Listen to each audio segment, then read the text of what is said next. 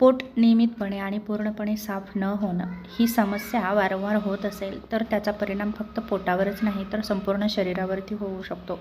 अधूनमधून 1-2 दिवस पोट साफ न होणं हे सामान्य आहे, परंतु जर सततच होत असेल तर जीवनशैलीमध्ये बदल करणं गरजेचं आहे. पहिलं समस्या म्हणजे पोट फुगतं किंवा जड वाटतं.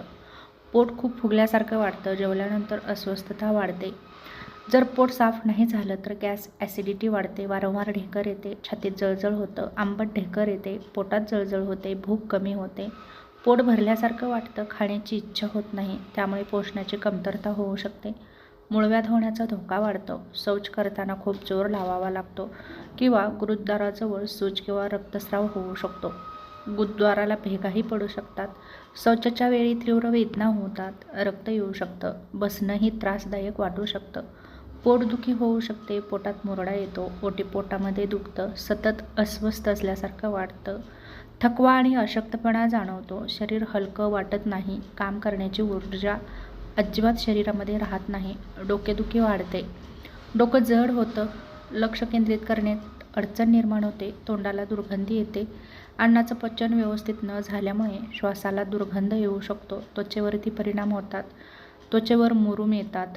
बद्धकोष्ठता जर असेल तर पोटामध्ये खूप समस्या निर्माण होतात, झोपेवर परिणाम होतात.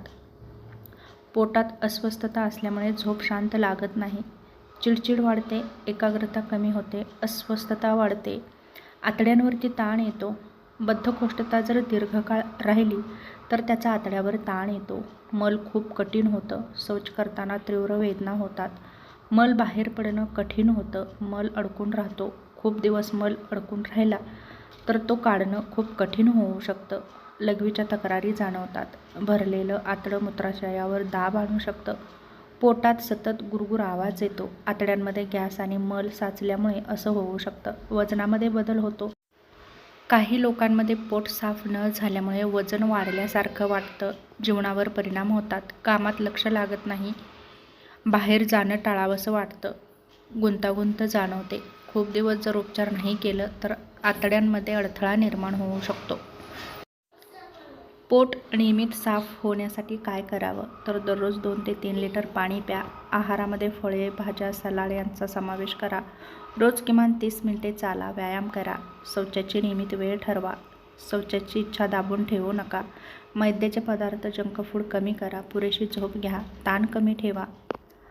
जर ही लक्षणं दिसत असतील तर नक्कीच डॉक्टरांचा सल्ला घ्या, जसं की 2 ते 3 आठवड्यांपेक्षा जास्त काळ बद्धकोष्ठता राहणं, शौचातून रक्त येणं, पोट खूप दुखणं, उलट्या होणं, कारण नसताना आपलं वजन उगाचच कमी होणं, ताप, तीव्र अशक्तपणा किंवा शौच पूर्ण होणं बंद होणं. महत्त्वाचं म्हणजे पोट रोज साफ होणं अनेकांसाठी सामान्य असतं, पण प्रत्येक व्यक्तीची शौचाची सवय वेगळी असू शकते. जर शौच आठवड्यात 3 पेक्षा कमी वेळा होत असेल, मल कठीण असेल, शौचासाठी खूप जोर लावावा लागत असेल तर नक्कीच डॉक्टरांचा सल्ला घेणं गरजेचं आहे.